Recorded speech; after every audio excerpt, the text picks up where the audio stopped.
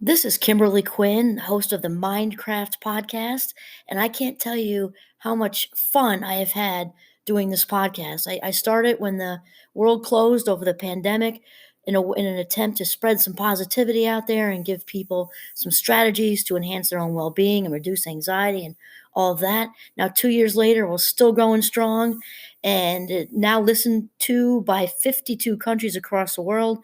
And I've even helped some of my students get going with their own podcasts. It's super easy to do. And I'll tell you, if you haven't heard about Anchor by Spotify, it is the easiest way to make a podcast with everything you need all in one place. I'll just explain for you. Anchor has tools that allow you to record and edit your podcast right from your phone or computer. When hosting on Anchor, you can distribute your podcast on listening platforms like Spotify, Apple Podcasts, and more.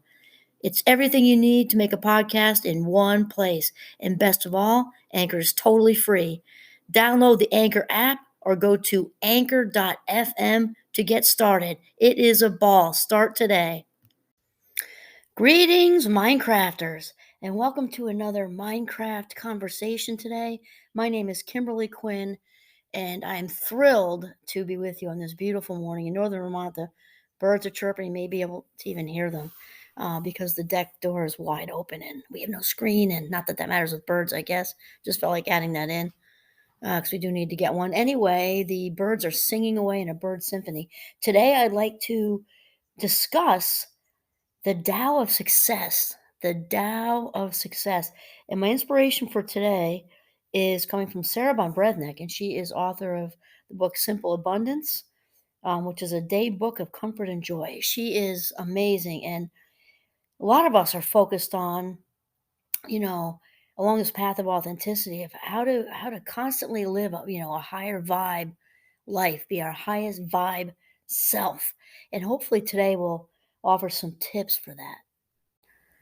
And of course, success can be defined in so many ways. We obviously think of material wealth, which involves cash, investments, square footage of a house, cars, jet skis, who knows, all the material stuff.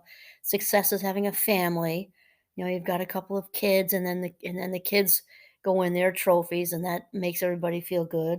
And there's just we can go on and on with success. So for me, of course, success, as you know, means feeling as completely comfortable in your own skin as is possible. It means you can set boundaries, not hesitate to set boundaries, feel good about setting boundaries, never mind, um, you know, guilt over them. No guilt, happy to do so respectfully and honestly. Boundaries are up, and to really feel that authentic confidence, knowing that you have the world by the ass.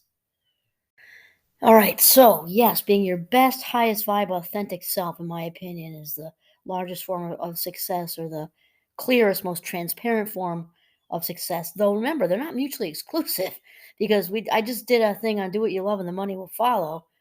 And when we are living authentically, the rest of it kind of falls into place anyway. So anyway, uh, Sarah starts out with a quote from Calvin Coolidge, and he says, "Nothing in the world can take place of persistence. Talent will not.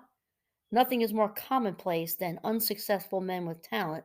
Isn't that the truth? Genius will not.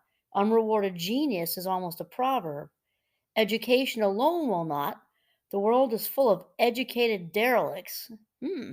Persistence and determination alone are omnipotent. Persistence and determination alone are omnipotent."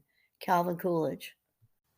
And it seems that Calvin and also Sarah here are talking about good old fashioned grit, no to the grindstone, making it happen, not giving up, stick to itness is what we're talking about. And then Sarah, she says, this is the Tao of success, the way.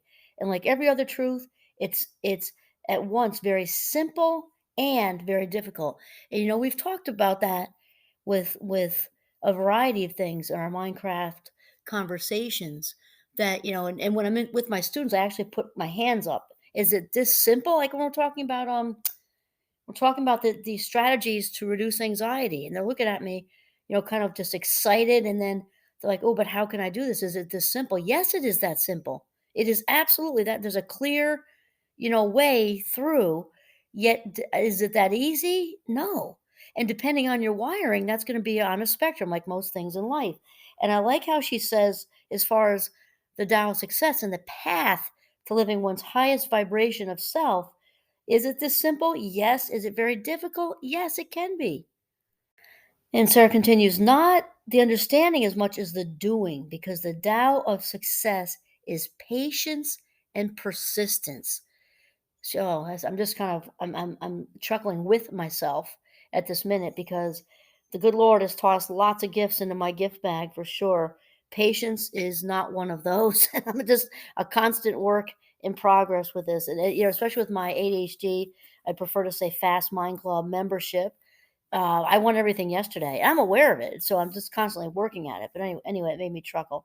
So because the Tao of success is patience and persistence, and then she says patience is the art of waiting. Yes, I don't like waiting. Patience is the art of waiting.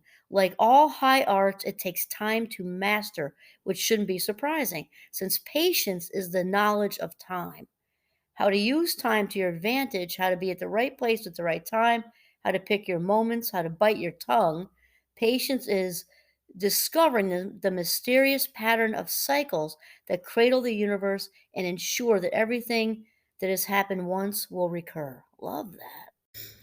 And yes, though it's true that I don't like waiting in line, and I just don't like waiting in general. I have to tell you that I have really improved with this. And I've also mentioned to you because I even with my students, I don't ask them to do anything I don't already actively practice in my own life. So I've mentioned to you that on the way into my Jeep, or if I'm not going in, then it's just in the morning in the living room.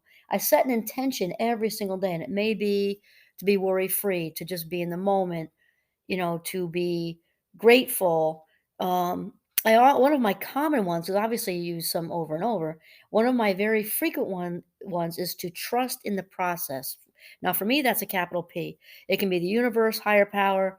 For me, it's God. But to trust in Source with a capital S, and this has helped my patients tremendously. I'm getting there. I'm getting there because I put it out there that whatever happens is meant to happen for a reason. Just just show me the way and give me the strength kind of thing. Okay, so after patience, we're talking about perseverance, and I love that word. And I know in class when we're talking doing the unit on resilience, and they come up with their own resilience word. This is words, a whole list of words about themselves. Perseverance is usually in the top three. I mean, it's just a great bounce back word, and which I'm very fond of. So patience and perseverance. Okay, perseverance in life is being steadfast. Persistence is being stubborn. Persistence is grittier than perseverance. Wow. When I was reading this earlier, I was thinking thinking I guess thinking the exact same thing, or thinking that I how in agreement I am. Perseverance seems like a next level up from persistence. Persistence, I just picture, you know, uh, digging ditches for a good cause or something, just and not giving up till it's dug, or laying brick, or it just seems. I picture labor when I picture persistence, and also the emotional equivalent of labor. We all labor mentally or cognitively when we're trying to accomplish something. And perseverance seems like another level up. To me, perseverance seems like it's the persistence, the grit, which good old fashioned grit, getting our hands dirty, being in the trenches, laying the brick. And then the perseverance adds like a spiritual component to it, I think. Like that elevated, seeking out the higher ground kind of thing, the higher vibe stuff. So then Sarah says persistence. Oh, look at that. I jumped the gun right there because we're on the same page. Okay, persistence is knocking on heaven's door so often and so loudly on behalf of your dreams that eventually you'll be given what you want, just to shut you up. I love that. I read this earlier, and just now, as you can tell, and I leave it there because I don't edit myself too much. Why? Because we call that human. This is how it happened. I was thinking the same thing. It has it's persistence amped up to seeking out your calling, or the again the highest vibe the highest vibe version of yourself. And it's true because uh, also, slow and steady wins the race, as they say. I think of the tortoise and the hare. And just, keep it up. Just keep one foot in front of the other. And then she says, for example, think of an 11-year-old who wants to get her ears pierced sooner than her 16th birthday. The age her old-fashioned mother thinks is appropriate. The first request, even if it comes in a burst of emotion, doesn't succeed, nor does the second, the third, or even the fourth. But the child who goes at you morning, afternoon, and night, week after week, month after month, this child's voice is water to the rock of your reason. This stubborn but patient child wears you down, which is why you end up at the mall on her 12th birthday, shaking your head as you pay to adorn her earlobes with tiny gold balls. Oh, that made me crack up when I read that, and it's true.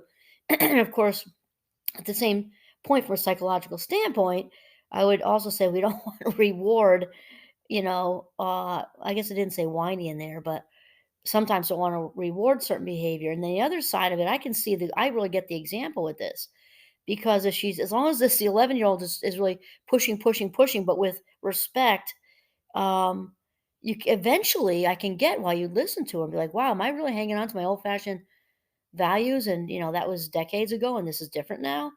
And then she quote unquote wins, because she kind of breaks through that, pseudo wall of hanging on to something that was written on, some invisible slab somewhere that doesn't make sense anymore.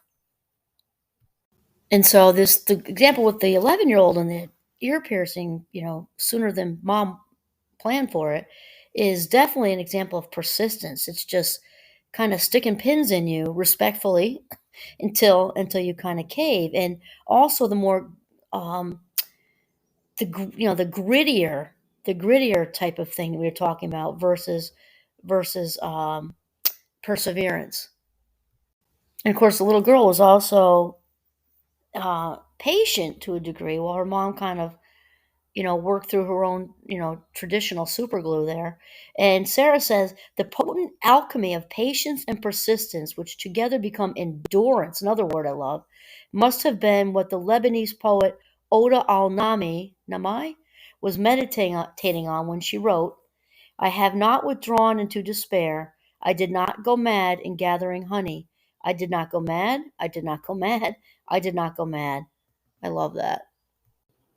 And of course, this has me thinking of my dear friend Oprah, when she talks about listening to the whispers until they turn into bricks. So, again, the stereotypical example of that is having all kinds of signs of, just ignoring your life, your mind, your body, and your stress level, and your physical health, emotional, all that, and then whisper, whisper, whisper, whisper, one after the other, one after the other. Eventually, someone has a heart attack to wake them up, as long as they survive it. Right? That's a stereotypical example, but it doesn't have to be, definitely does not have to be negative.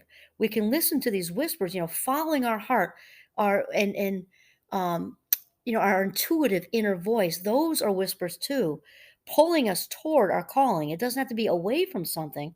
Hopefully, it isn't. It's more of a toward an attraction too.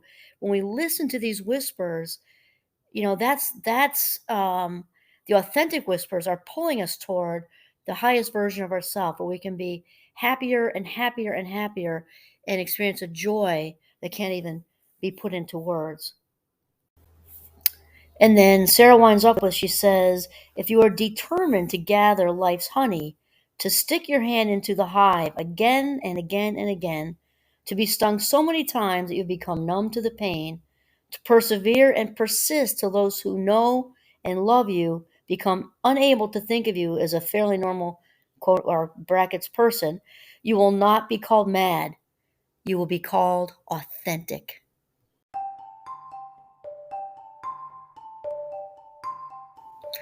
And there you have it, Minecraft listeners. You will be called authentic. This is the Tao of Success. This is Kimberly Quinn signing off from the beautiful and sunny northern Vermont today. Have a mindful, authentic day.